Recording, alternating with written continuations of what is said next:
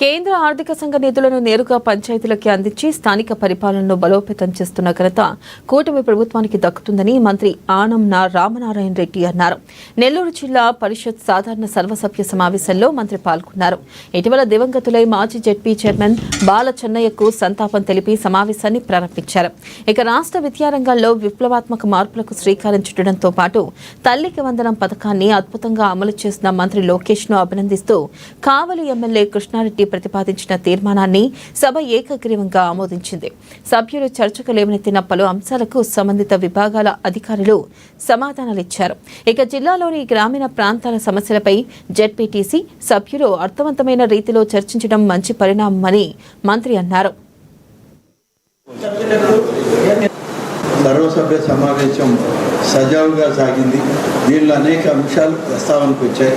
కొంత రాష్ట్ర ప్రభుత్వం యొక్క విధానాలు, రాష్ట్ర ప్రభుత్వం నేడు చేస్తున్నటువంటి కార్యక్రమాల గురించి, ముఖ్యంగా స్థానిక సంస్థల ప్రజాప్రతినిధులకి తెలియజెప్పాలనే ఒక ప్రయత్నం చేసి ఆ వివరాలను చెప్పడం జరిగింది. జలజీవన్ మిషన్ దాదాపుగా కేంద్ర ప్రభుత్వం వేల కోట్ల రూపాయలు ఈ రాష్ట్రానికి ఇచ్చి 3 సంవత్సరాల్లో ఇంటింటికి కొళాయి ఇవ్వమని చెప్పి కేంద్ర ప్రభుత్వం ఆదేశిస్తే, గతంలో ఉన్న వైసీపీ ప్రభుత్వం కనీసం 10 ఇళ్లకు కూడా ఇంటింటికి కొళాయి ఇచ్చిన పాపాన్ని పడదు. కేంద్రం ఇచ్చినటువంటి డబ్బు కూడా వాడుకున్నటువంటి దాఖలాలు లేవు.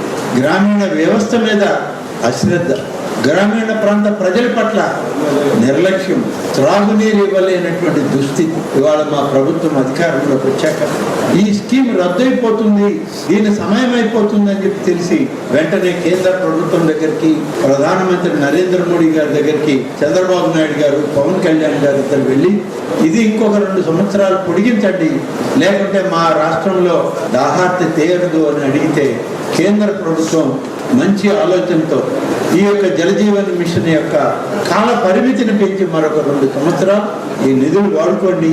ఈ నిధులతో ప్రతి గ్రామంలో ప్రతి ఇంటికి మంచినీరు, బోరు నీరు కాదు, సర్ఫేస్ వాటర్ అంటే ఎక్కడైనా రిజర్వాయర్, పెద్ద పెద్ద డ్యామ్ కాడ ఉన్నటువంటి నీటిని తరలించి ఆ నీటిని శుద్ధి చేసి ప్రతి ఇంటికి నీళ్ళు ఇవ్వండి అని చెప్పి కేంద్ర ప్రభుత్వం అవకాశం ఇస్తే ఇవాళ జలజీవన్ మిషన్ ఒక్కొక్క నియోజకవర్గానికి 100 కోట్ల రూపాయలు ఖర్చు చేసే పరిస్థితి.